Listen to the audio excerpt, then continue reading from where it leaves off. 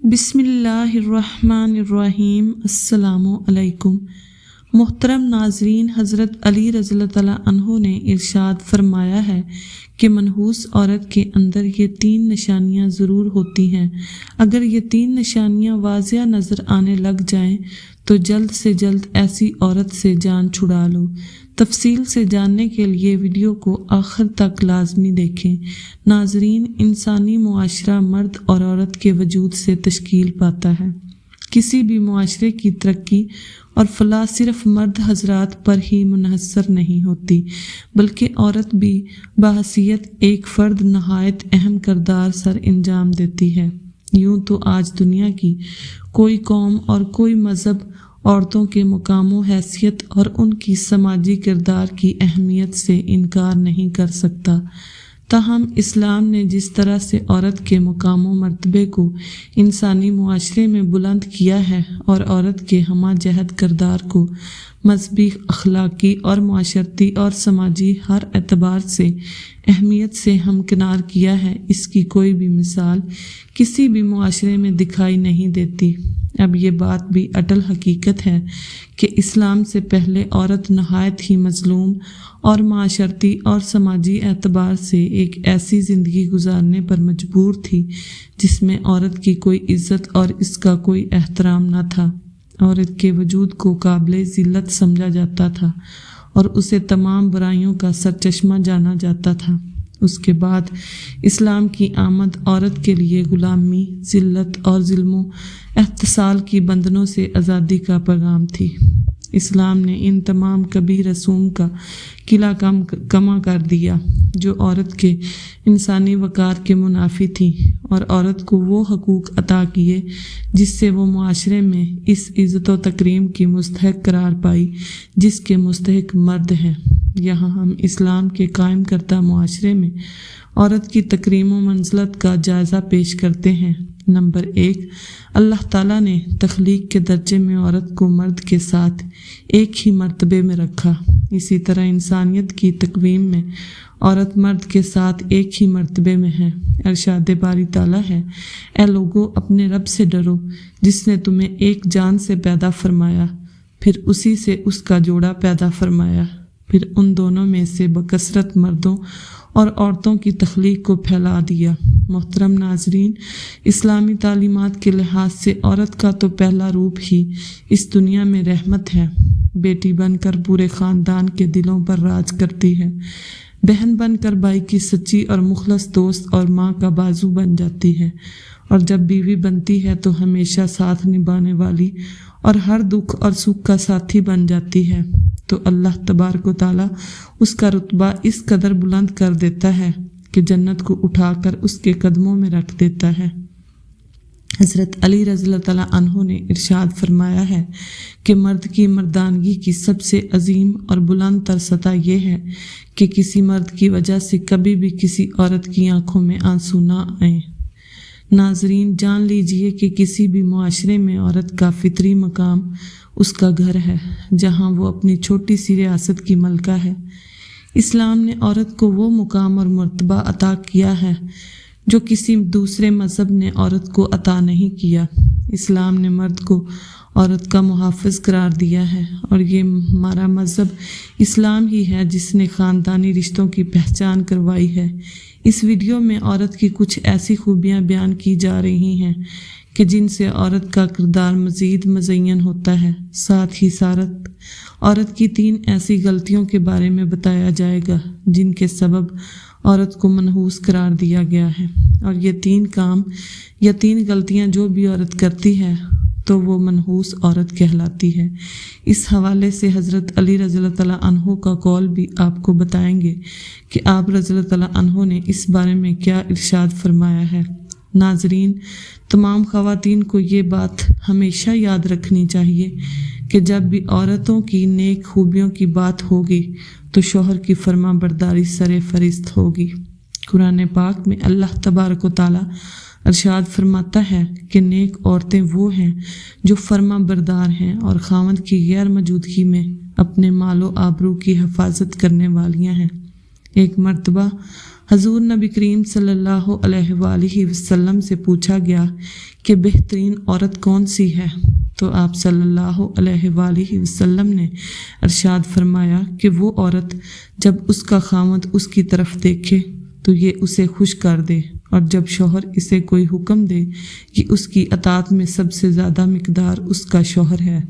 اس کا اندازہ اس بات سے بخوبی لگایا جا سکتا ہے کہ نماز عبادت کے نہایت اعلیٰ قسم ہے اور سجدہ اس کی چوٹی ہے، لیکن اسلام نے شوہر کا مقام و مرتبہ واضح کرنے کے لیے اتنی اونچی مثال بیان کی ہے کہ سیدنا ابو ہریرہ رضی اللہ تعالیٰ عنہ سے روایت ہے کہ نبی کریم صلی اللہ علیہ وآلہ وسلم نے فرمایا کہ اگر میں اللہ تبارک و تعالیٰ کے سوا کسی اور کو سجدہ کرنے کا حکم دیتا تو بیوی کو اپنے شوہر کو سجدہ کرنے کا حکم دیتا۔ پھر آپ صلی اللہ علیہ وآلہ وسلم نے ارشاد فرمایا ہے کہ اس ذات کی قسم جس کے قبضے میں محمد صلی اللہ علیہ وآلہ وسلم کی جان ہے، عورت اپنے رب کا حق ادا نہیں کر سکتی جب تک وہ اپنے شوہر کا پورا حق ادا نہ کر دے، حتیٰ کہ اگر اس کا شوہر اسے بلائے اور وہ سواری پر ہو تب بھی اپنے آپ کو نہ روکے۔ حدیث مبارکہ میں ہے کہ جس شوہر کو اپنی بیوی سے تکلیف پہنچتی ہے جنت کی حوریں اسے بد دعا دیتی ہیں۔ نیک عورت کی ایک خوبی ستر و حجاب کی مکمل پابندی کرنا بھی ہے۔ مسلمان عورت کے لیے پردہ کرنا اسلام کی خصوصیات اور اس کے محاسن میں سے ایک ہے۔ پردے میں مسلمان عورت کی عزت و ناموس کی حفاظت ہے۔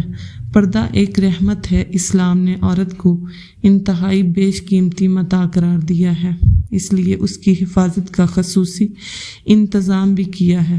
زمانہ جاہلیت میں پردے کا کوئی رواج نہ تھا، اور یہ نیک عورتوں کی ایک خوبی ستر و حجاب کی مکمل پابندی کرنا بھی ہے۔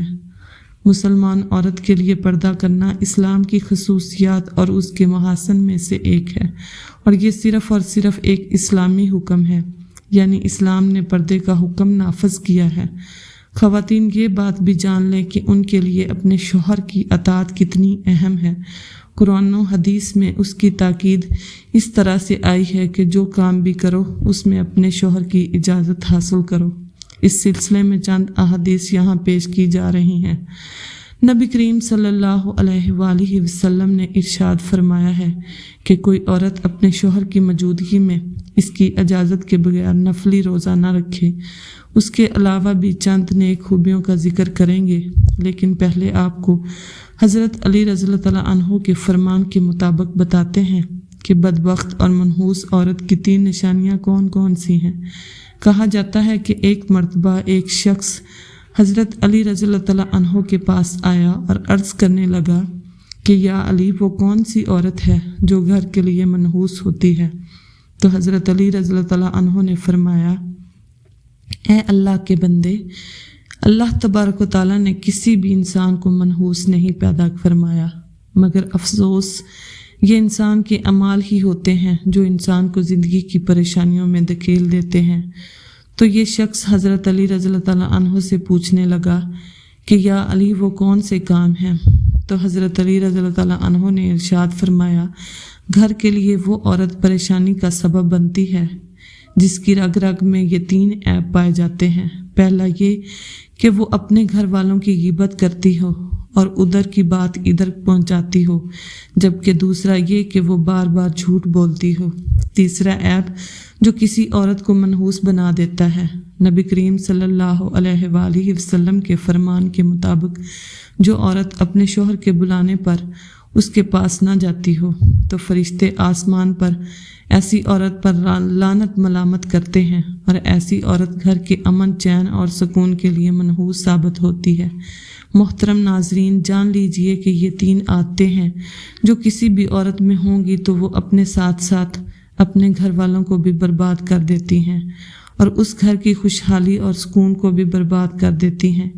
یہ 3 کام یعنی غیبت کرنا، شوہر کی بات نہ ماننا اور جھوٹ بولنا، یہ 3 کام کسی بھی عورت کو ہرگز نہیں کرنے چاہیے، جبکہ ان 3 کاموں میں سے 2 کام تو ایسے ہیں جو کہ عورتوں کے ساتھ ساتھ مردوں کو بھی نہیں کرنے چاہیے، یعنی غیبت کرنا اور جھوٹ بولنا، کیونکہ یہ بہت بڑا گناہ ہے۔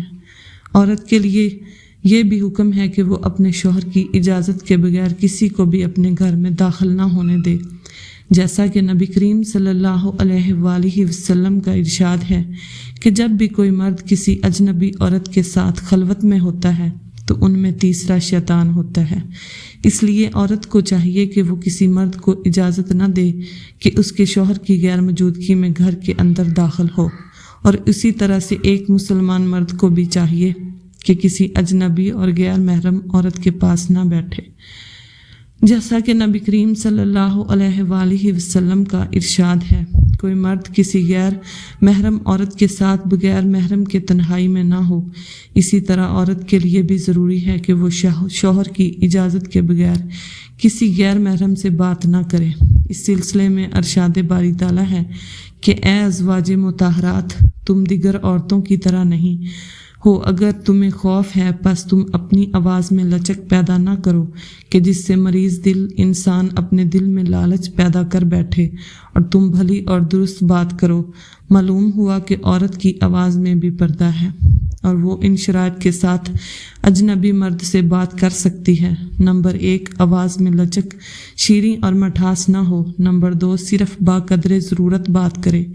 دعا ہے کہ اللہ تبارک و تعالی ہمیں دین اسلام کو درست طریقے سے سمجھنے اور عمل کرنے کی توفیق عطا فرمائے اور ہمیں برے اعمال سے محفوظ فرمائے، آمین ثم آمین۔ ناظرین، یہ تھی آج کی ہماری معلوماتی ویڈیو۔